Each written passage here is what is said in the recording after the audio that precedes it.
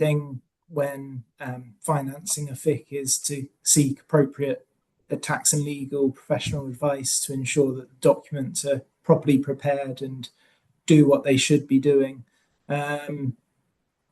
There's obviously risks with getting this wrong.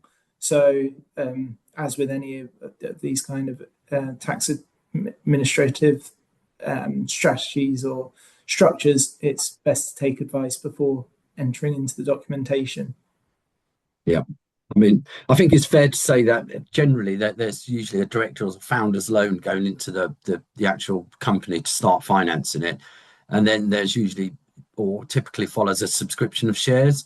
Now, and again, I think alluding to what you've just said, this should be carefully drafted just to make sure we don't fall foul of any tax anti-avoidance rules.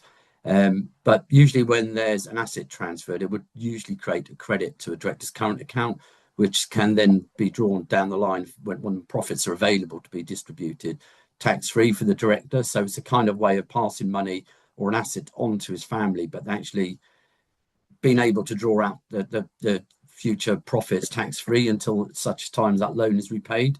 Another way would be just often parents or founders will, once they've transferred assets or cash, they'll invite their children to subscribe for growth shares when at this point in time, because the business has just started, usually the value of those shares will be fairly low. So it's quite beneficial from a tax point of view to sort of take these decision-making choices at the very beginning when you're setting one up. And possibly last would be just an outright direct subscription for shares, which you and your family members may wish to do. So they're fairly flexible in the way you can finance them. Just to add to that, say that depending on what the asset being transferred into the FIC is, there may be specific legal requirements to be aware of.